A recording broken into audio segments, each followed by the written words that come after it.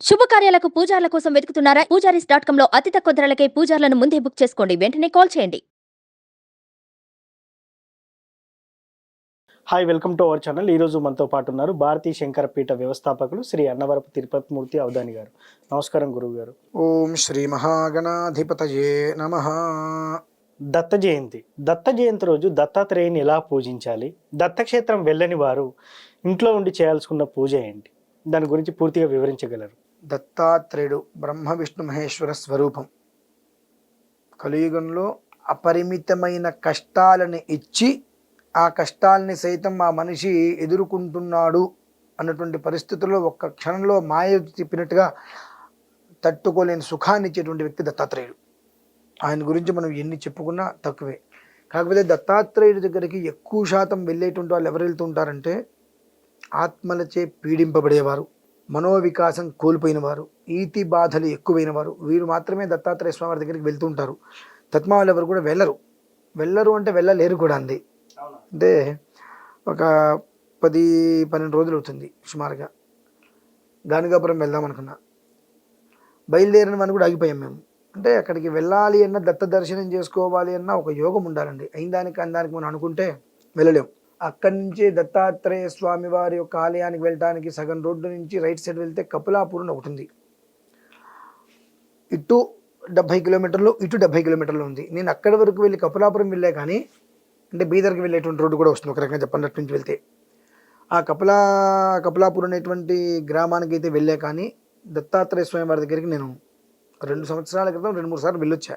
మళ్ళీ వెళ్ళలేకపోయి. రీసెంట్గా ఒక 3-4 నెలల క్రితం ఒకసారి వెళ్ళొచ్చా. మళ్ళీ నేను వెళ్ళలేకపోయా, కుదరలా. ప్రయత్నం చేసినా అది విఫలమైంది నాకు. ఏంటంటే భగవంతుడి దగ్గరికి వెళ్ళాలంటే కొన్ని మాయల్ని మనం ఎదుర్కోవాలి, కొన్ని కష్టాలను సైతం అధిగమించాలి. ఆ సమయంలోనే అక్కడికి వెళ్ళగలుగుతాం. ఎందుకంటే ఒక పునర్జన్మ వచ్చినట్టే అండి. అక్కడికి వెళ్ళి స్వామివారి దత్తాత్రేయ స్వామివారి దర్శనం అందులోంచి ఇలా మనం చూస్తే మాత్రం, అక్కడనే కాదు ఎక్కడైనా సరే దత్తాత్రేయ స్వామివారి దర్శనం కలిగింది అంటే ఒక అద్భుతమే. ఒకవేళ ఎక్కడైనా దత్తాత్రేయ స్వామివారి మనం చూడలేమనుకున్నప్పుడు మేడి చెట్టు దర్శనం చాలా శ్రేయస్కరం.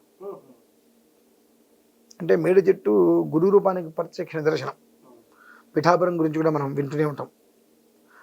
ఆ మేడి చెట్టు కింద కూర్చొని ఒక 10 నిమిషాలు మనం స్వామివారి యొక్క ధ్యానం చేసుకున్నా, దత్తాత్రేయ స్వామివారి యొక్క చరిత్ర పారాయణ ఒక అధ్యాయం చేసినా ఆయనకు అనుగ్రహం మనకు పూర్తిగా లభ్యమవుతుంది.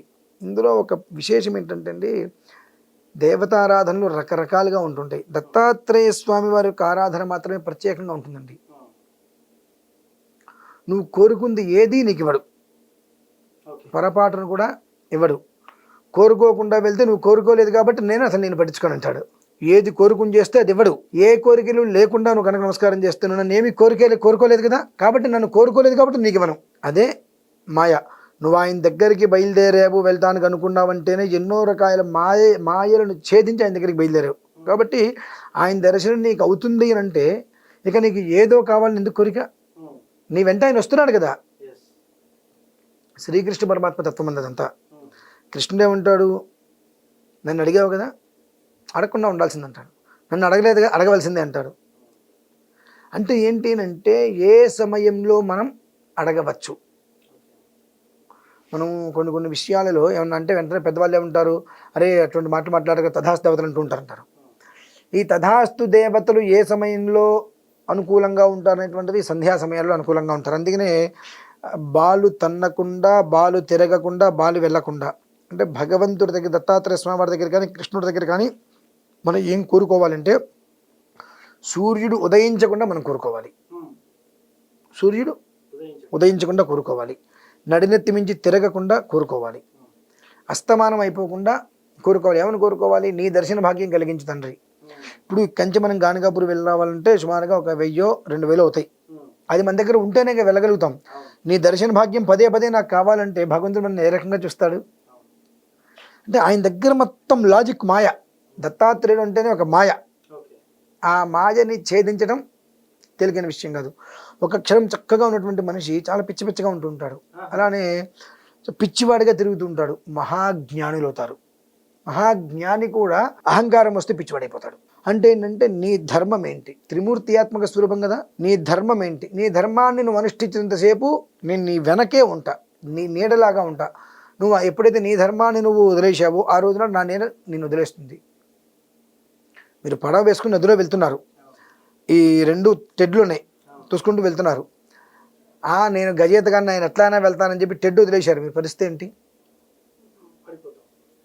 కాబట్టి ఆ టెడ్డు మన చేతిలో ఉన్నంతసేపు కూడా ఏదొచ్చినా ఆయన నిన్ను నిలబెట్టగలుగుతాడు. అంటే ఏంటంటే ఆయన మీద దృష్టి, భగవన్నామస్మరణను ఏ రకంగా చేసినా సరే, చాలామంది నాస్తికులు ఉంటుంటారు, వాళ్ళకి ఎలాంటి అనర్థాలు జరగవండి. ఎందుకు తెలుసా? మనకు కష్టం వచ్చినప్పుడే భగవంతుని తెలుస్తాం, కానీ వాళ్ళు 360 రోజులు దేవుడు లేడు దేవుడు లేడు దేవుడు లేడు ఆయన నామస్మరణ చేస్తూ ఉంటారు. వాళ్ళకి తెలియకుండా ఆయన భగవంతుడు లేడు, దేవుడు లేడు, శివుడు లేడు, విష్ణుమూర్తి లేడు, ఆంజనేయ స్వామి లేడు అంటూ వాళ్ళ పేర్లే వాళ్ళు 24 గంటలు లేడని చెప్పి తెలుస్తూ ఉంటారు. అంటే వాళ్ళకి తెలియకుండానే వాళ్ళు భగవన్ నామస్మరణ చేస్తున్నారు. కాబట్టి వాళ్ళు భగవంతుడు ఏం చేస్తున్నాడు, వాళ్ళు ఎక్కడ కోరుకోవట్లేదు కదా, నాకు ఇది కావాలి అది కావాలని చెప్పి. ఎక్కడికి ఏం చెప్తున్నారు, నిన్ను నువ్వు నమ్మక భగవంతుడు లేడు అంటున్నాడు. ఆ లేడు అనేటువంటి దాంట్లో భగవన్ నామస్మరణ చేస్తున్నారు వాళ్ళు.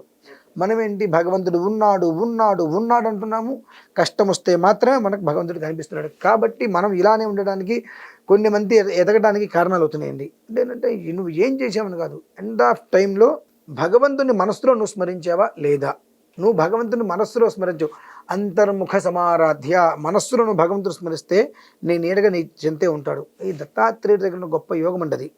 ప్రతి మనిషి కూడా ఆ రోజు నాడు అంటే ఏం లేదు, ఎన్ని చేసినా ఎలా చేసినా ఒకటే. కాబట్టి అవకాశం ఉన్నంత వరకు దత్తాత్రేయ స్వామి దర్శనం ఎక్కడైనా చేసుకోండి. గానుగాపూర్ అయితే నేను వెళ్ళొద్దని చెప్తా, ఆ దర్శనం జరగదండి. ఇరుక్కోవాలి, కుట్టుకోవాలి, తోసుకోవాలి, నానా ఇబ్బంది అవుతుంది. వృద్ధులైతే కనుక ఇబ్బందులు పడిపోతారు అక్కడ.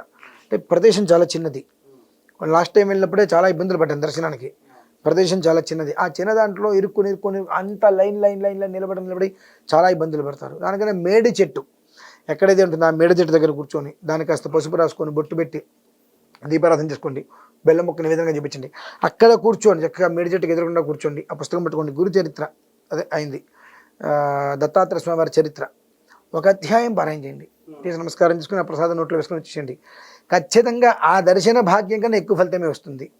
ఎందువల్లనంటే లైన్లో నేను ఎంతసేపు వెళ్ళిపోవాలి, ఎంతసేపటికి వెళ్ళిపోవాలి దాని మీద ఉంటుంది. లేదంటే దగ్గరికి వెళ్ళి చూడకుండా ఎవరో తోసేస్తాడని ఉంటాం, చూసి చూడకముందే పక్కవాడు తోసేస్తాం, మనం తిట్టేసుకుంటాం. నేను చూడండి వారానికి ఉపయోగం లేదు. దానివల్ల కావాల్సింది భగవంతుడు మన యందు ఉండాలి. సో ఆ పని చేయండి. మేడి చెట్టు దగ్గరికి వెళ్ళి చక్కగా, లేదా దక్షిణామూర్తి స్వామి వరకు నమస్కారం చేసుకోవచ్చు, ఇబ్బంది ఏమీ లేదు. లేదా మేడి చెట్టు చక్కగా పసుపు రాసేసి కుంకుమ బొట్లు పెట్టి దీపారాధన చేసి చెట్టుకి దానికి ఏదైనా చిన్ని అడ్డు పెట్టి ఓ బెల్లం ముక్కను ఏదైనా పెట్టి చక్కగా దత్తాత్రేయ స్వామి వారి చరిత్ర ఒకటి పారాయణ చేసుకుని నమస్కారం చేసుకోండి. ఆ బెల్లం ముక్క ప్రసాదంగా నోట్లో వేసుకొని జై తత్సత్ ఇంటికి వచ్చేసేయండి. చూశారు కదా, ఇది వాటి కార్యక్రమం. మరో కార్యక్రమంలో మళ్ళీ కలుద్దాం. Thank you.